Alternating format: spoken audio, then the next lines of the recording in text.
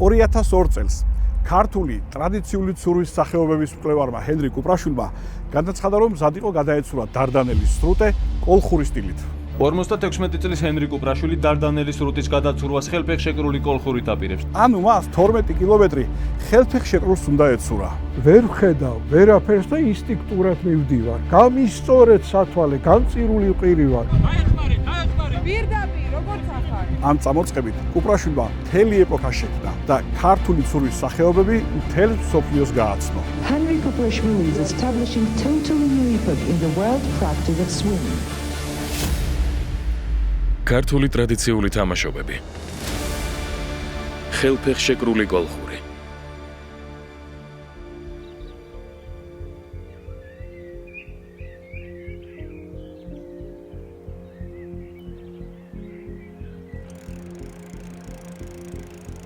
ბატონო ჰენრი, თქვენ გააცოცხლეთ ასეთი ტრადიციული ცურვის სახეობა, რომელსაც ქვია კოლხური.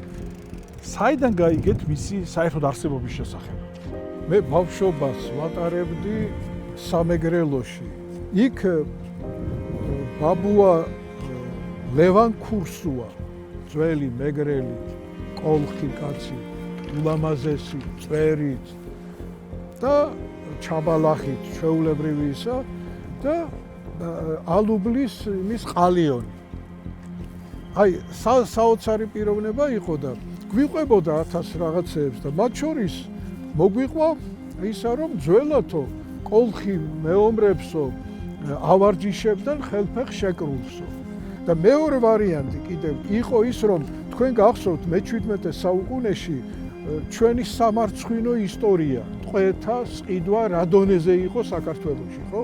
და იმ პერიოდში მეგრელი ცდილობდა, რომ ესწავლა ეს მაშინ აი ხელფეხშეკრული ცურვა, იმიტომ რომ მაშინ სწორედ ანაკლიიდან გაყავდათ ეს გემებით, ეს ტყვეები, ხო, სტამბოლის მონათა ბაზარზე. და ეს შეკრული თუ შეძლებდა, რომ გადამხდარიყო წყალში ეს გაკოჭილი, მას გადარჩენის შანსი უჩნდებოდა რა. და ამიტომ ეს ძალიან ისეთი პრაქტიკული და ძალიან ისეთი გენიალური მიგნება მგონია რა, მეგრელებმა ისწავლეს ხელფეხშეკრული ცურვა, რომ თავისუფლება მოეპოვებიათ. ასეთი ცურვის სტილი თუ ჰქონია მსოფლიოში ვინმეს? არა, საერთოდ არ ასეთი რამ მსოფლიოში გარდა კოლხებისა და ქართველებისა არავის არ ქონებია. Kolkhian swimming with one's arms and legs bound is an ancient Georgian type of military training swimming, created for fighters to save their lives in any extreme situation connected with water. აი აქ თქვენ ცურავთ ლაგუნა ვერეზე, სადაც გავიკეთ პირველად, რომ მზად ხართ გადაცუროთ დარდანელის სრუტე. რა იყო мотиваცია, რატომ გაგიჩნდათ ეს იდეა? მეგონი გახსოვთ, როგორი დათრგუნვილი იყო მოსახლეობა, რაღაც იმედი დაკარგული. ვიფიქრე, რომ მოდი უჩვენებ ისეთ რამეს, რამაც შეიძლება ცოტა ოპტიმიზმი შთაბეროს, რაღაც ისეთის გამოიწვიოს მასში, რომ როგორც არ უნდა შეკრან, როგორც არ უნდა შეკოჭონ, ქართველო არ შეტრკე, სულით არ დაეცე, შენ მაინც უნდა გაცურო, მაინც უნდა იბრძოლო და მაინც უნდა გადაირჩინო თავი და გაიმარჯო. ჰენრიკ უპრაშვილი თურქეთისკენ გამგზავრებას დილით აპირებს, დარდანელის სრუტის გადაცურვა კი 30 აგვისტოში გეგმება. ქართველები რაღაც ახალს თავაზობენ მსოფლიოს. აი ეს არის უკვე დარდანელის ამბავი, სადაც კოლხური ცურვის შესახებ მთელ მსოფლიო გაიგო. ეს მართლა კაცობრიობის ისტორიაში პირველი იყო, ხო, ახლა ხელფეხშეკრული, 4-გან ხელფეხშეკრული წყალში ჩამიშვეს და არავინ არ იცის რა მოხდება. და ამ ბუნებამ რაღაცნაირად, არ ვიცი, ისეთი გამოცდასავით მომიწყო, იმიტომ რომ ეს ტალღები რომ იყო, წვიმა რომ იყო, ქარი რომ იყო და რომ ეცემოდა სახეზე ეს ქარი და ტალღები, გაინძრა სათვალე, ქუდი გაინძრა და სათვალე გაინძრა და წყალი შევიდა სათვალეში. ეს მარილიანი წყალი, თან მზიარ არის, უკვე აი წვიმა, ქარი რო არის, აღარ ჩანს ის მეორე ნაპირი, ხო? და 1 საათი ასეთ მდგომარეობაში მივცურავ, ვერ ვხედავ ვერაფერს და ინსტინქტურად მივდივარ. ხელფეხშეკრული რომ ხარ, თუ გაჩერდი, იძირები, იმიტომ რომ ეგ ის არის რა, ვერ გაჩერდები. ის პირდაპირ მივიხარ ძირს. ამიტომ ხელახლა იღებ იმას, რა ქვია, სისრაფის აკრეფა ხელახლა გჭირდება, ხო? რომ დაიძრა წინ. აი ესეთ გაწამაწიაში ვარ, მე გადმოვტრიალდი და ვყვირი ვარ, გამისწორეთ სათვალე, განწირული ვყვირი ვარ. განწირული, იმიტომ რომ შეიძლება ჩაიშალოს ეს.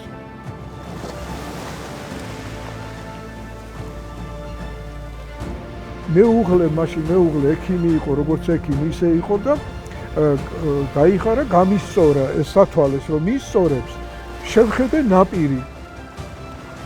ნაპირია იქვე და გახარებულმა დავიყვირე.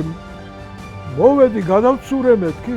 არაო, ეს ის ნაპირია, საიდანაც დაიწყებო რა.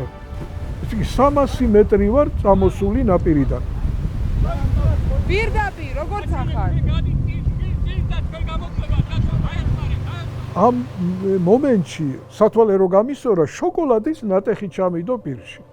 ეხლა მე გავბრაზდი იმ მომენტში, იმიტომ რა დროს შოკოლადია, ეს ქალები, რა დროს ეს შოკოლადია.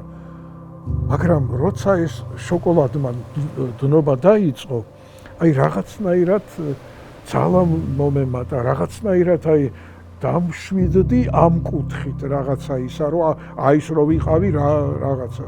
და ამის შემდეგ ის 1 საათი მქონდა კიდევ დარჩენილი, რომ ის ზოლი უნდა გადამეკვეთა, სადაც გემები დადიან. თორე ის თუ ვერ მოვასწრებდი, მე ყველა ვარიანტში საზღვაო ის ამოგიყვანს.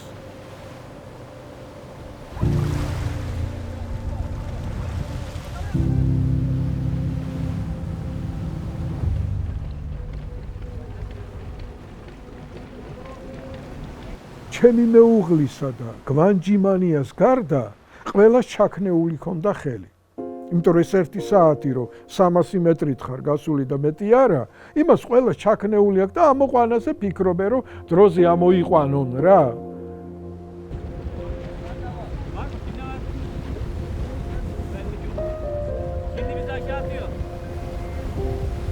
მაგრამ მაინც რაღაცნაირად იმდენად ძლიერი იყო სურვილი, რომ ეს უნდა გამეკეთებინა, რომ აი არ დამიხევია უკან და 1 ამოსუნთქვით გავედი უკვე აი ფაქტიურად 12 კილომეტრი 1 ამოსუნთქვით გადავცურე უკვე.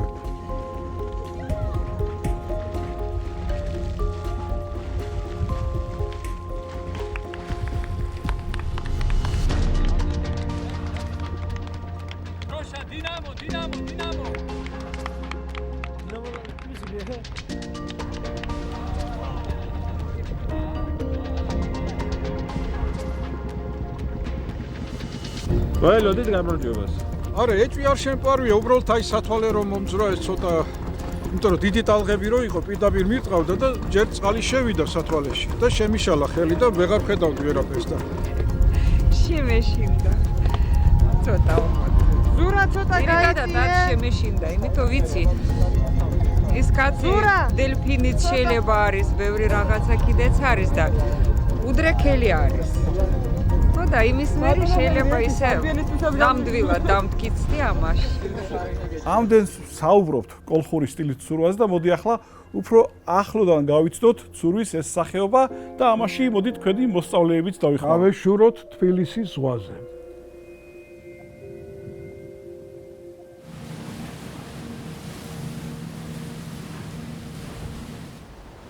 ჩვენი სერიალის სპონსორია ლიდერ სპორტი. მათი დახმარებით ვცდილობთ ძველი ქართული ტრადიციული თამაშობები გაგაცნოთ. აი გამოვედით ახლა ზღვაში და მინდა ამიხსნათ კოლხურის ცურვის წესები როგორი არის. 4-გან კრავთ. ეს არის კოჭებთან იყვრება, მუხლებთან იყვრება, ხრების ქვემოთ მკერდთან იყვრება და თეძოებთან ხელები იყვრება. როდესაც ხარ აი ასე შეკრული, როგორ ახერხებ ცურვას? აი მოძრაობა მენჯით და მოძრაობა შეტყუპებული ფეხებით. დაახლოებით 3 დარტყმა ფეხით და თავს ამოყოფ ნელა ზემოთ, იღებ ჰაერს, ისევ ჩაყოფ და ისევ დელფინისებულ მოძრაობას აკეთებ. ჰენრი კუპრაშვილი ვნახე ტელევიზორში ხედრული კოლხურის რომ გადაცურა ხელფეხშეკრულმა დარდანელის სრუტე, მაშინ ესეთი სიტუაცია მქონდა რომ არაფერს არ ვაკეთებდი, რადგან უსინათლო ადამიანი, მაშინ ისეთი ის იყო რა ქვია სტერეოტიპი რომ სახში უნდა მჯდარიყო და არაფერი არ უნდა გაეკეთებინა. 2010 წლის მარტში დაუკავშირდი და ვთხოვე მას ჩემთვის ესწავლებინა ცურვა. კოლხურ მხედრულმა ზუსტად ის мотиваცია მომცა, რომ ადამიანს თუ შეუძლია ხელფეხშეკრული ცურვა, ესე იგი ადამიანი რომელიც ვერ ხედავს, ისიც შეძლებს ცურვას თქო და აი ეს იყო მთავარი ინსპირაცია ჩემი ცურვის დაწყების და რაც საბოლოო ჯამში მთლიანად ცხოვრება მომიტანა ამ ყველაფერმა.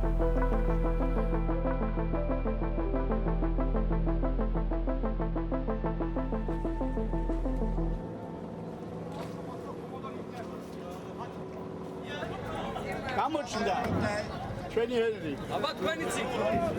ბატონო ჰენრი.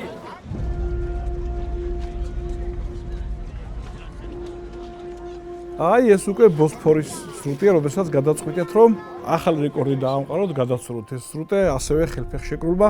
რა ხდება აქ ვინ კრავთ აქ? ჯუმბერლეჟავამ შემკრა და ჯუმბერლეჟავმა გადამაგდო ხელფეხშეკრული წყალში. ბოსფორის სრუტეში.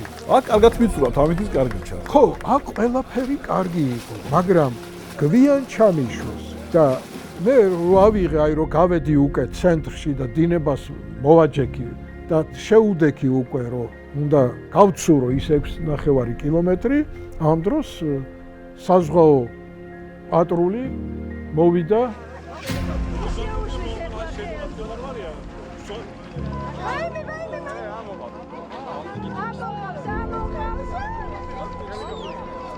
რას გეუბნებიან? არა, ამოდიო და მე ვეხვეწები ყველანაირად რომ თქვენი ჭირიმე. არა, კაცო, რას ნიშნავს ეგ? იმიტომ რომ იფიქრეს რომ ეს ვერ შეეტევა იმ დროში, სანამ მე გემები რო დაიწყებენ. ახლა 2 საათით არის შეჩერებული.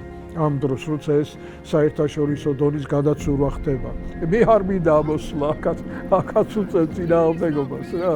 ფორმაში ვარ, შემიძლია ეს კი არა 6 კილომეტრი რა არის ახლა. თან დინებას მიყვები იქ.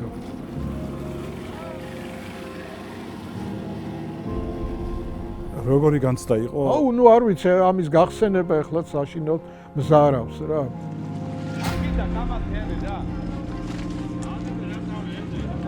თავი არ გამათო, საერთოდ არ გამათო. მე 2012-ში სპეციალურად წავედი და თავისუფალი სტილით იგივე ეს გადავცურე მაინც.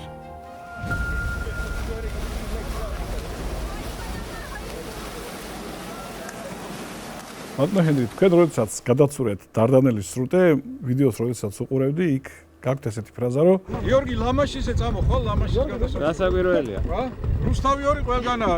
რა მოხდა, რატომ ვერ გადაცურეთ ლამანში? შვილებს ფიცავარ რა.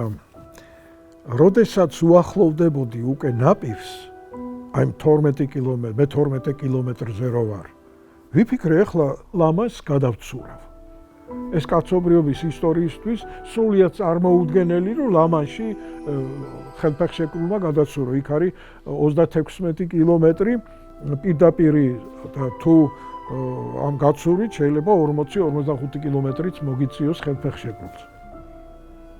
სამწუხაროდ ეს ოცნება ვერ განვახორციელე რა, ვერ განვახორციელე ეს ოცნება. ეხლა უკვე ვეღარ შევძლებ. 78 წლის ასაკში უკვე გამიჭირდება ხელფეხშეკრული და თავისუფალი სტილით გადავცურებ. შემიძლია ამ ხრივ რეკორდი დავამყარო. მგონი 78 წლისას არავის არ აქვს გაცურული.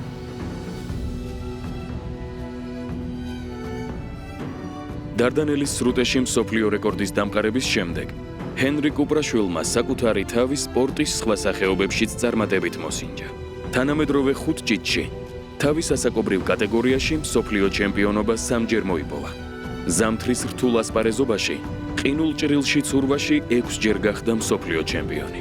2026 წელს 80 წლის იუბილის აღსანიშნავად ჰენრი კუპრაშვილი აპირებს ყინულ ჭრილში ცურვაში კიდევ ერთხელ გახდეს მსოფლიო ჩემპიონი.